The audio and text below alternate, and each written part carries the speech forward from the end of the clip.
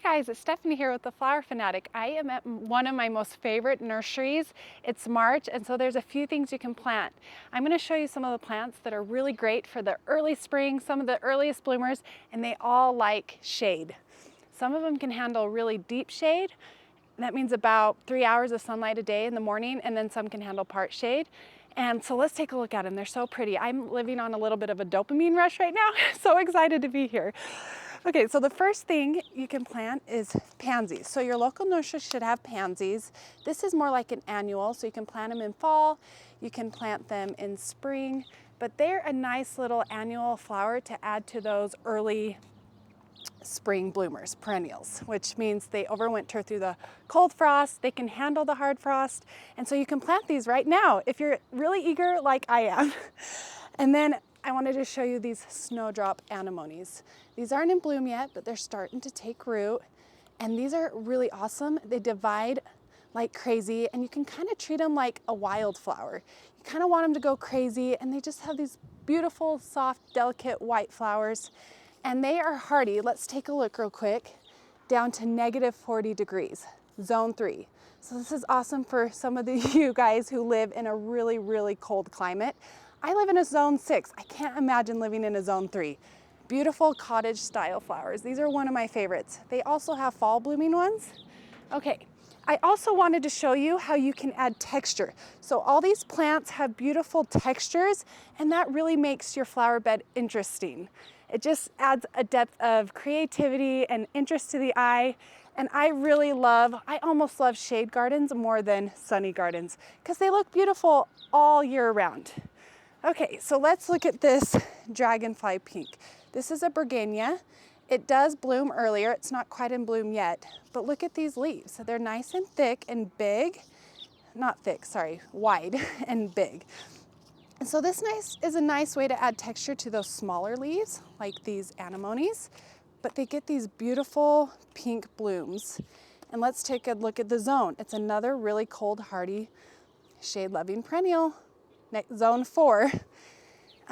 Anyways, those are really pretty, and these look really beautiful in big masses. So you'd almost want to plant 7 of them together and just kind of let them cover a big space for a really nice visual appeal. Okay, so I absolutely love ferns. They provide such a graceful feeling to your flower beds and such beautiful texture, and they're so beautiful. If you've been in nature, gone on a beautiful hike, you just see them in masses. So they really like the woodland setting. And this one gets pretty big, so I have a perfect spot. I'm gonna plant these in my yard. This one gets 4 by 4 feet. They do come in different sizes. Some get a beautiful, let's take a look at this one real quick. Some are a little bit smaller. Some get this beautiful golden tone to it on their edges. This one is the copper shield fern. There's so many varieties, but this is such a fun way to add texture. And they do go dormant when it gets a little bit cold, but in early spring they'll start to pop up. And so they are a gorgeous plant. And then let's look at this heuchera. These are so fun. They come in so many different colors, so many different textures. And so I live in a zone 6 climate. It doesn't get colder than about 0 degrees, but these act like an evergreen to me. Basically, what that means is they don't ever lose their leaves. And so in spring, you got your leaves. It's one of the earliest blooming things. And to me, let's take a look at these Hellebores. They go so well together for that really early spring bloom. Okay, so these are becoming one of my most favorite flowers. These are the Hellebore. These are one of the earliest blooms you'll see in spring. They come out before any of them. They can handle the cold, they can handle the snow, they can handle the frost. Anyways, and they are zone 4, -30 degrees again. And what I love about these Hellebores is once they're done blooming, they keep these blooms all summer long, and they look so pretty, and they're just a fun little accent even when they're done blooming. And so they do come in different shapes and sizes. This one is about, let's show you different colors. I'm just gonna show you all the colors. Look at this dark ruby. So I'm gonna plant these in masses. They look really pretty together. I'm gonna plant 3 of them, maybe 5 of them, but you can get crazy if you want, and you can plant like 30 of them. If you have a spot where you just love them so much, just go crazy. And what I really love about these ones also is they divide like crazy. So after a year or two, you can dig them up in late winter, early spring, cut them in half and spread them around. So it's a really cost-effective plant. So Hellebores, and then like I said, I'm gonna remind you, these are all the ones that kind of bloom together in that early spring.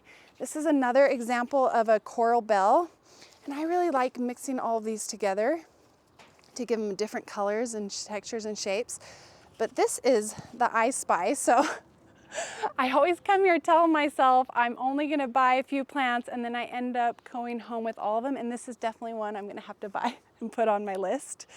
But look at them. So the blooms come a little bit later, but you still have this texture in early spring, and I think it is just gorgeous without those blooms. But once those blooms come in, then it's just eye-catching.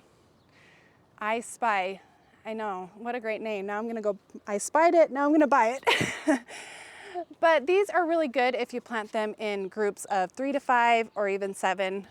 And so I'm gonna kind of put these together and show you how the textures work with each other, how they provide interest. So let's just kind of give you a little idea. So when you go plant your own, you can kind of see how it works together. So these get a little bit bigger. I'm gonna put them in the back. So let's stick one right here. Okay, just to give you a little idea when you're at home, if you decide that this is something you wanna do. So you can kind of put those in there. Here, I'm just gonna move these real quick.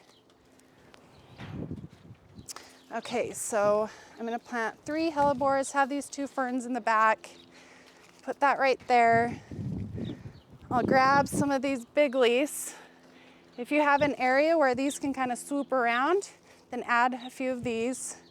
Get your coral bells. See all these fun textures together? Look how beautiful that is. And then some anemones, you can kind of sneak these in. They get about 18 inches tall. And you can kind of let them just kind of wrap around all of these.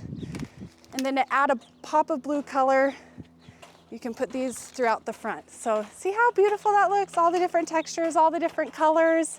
And like I said, these are all shade-loving ones. They come out really early and they can handle the cold like nobody's business. So anyways, I hope you found this video useful. I'm so excited.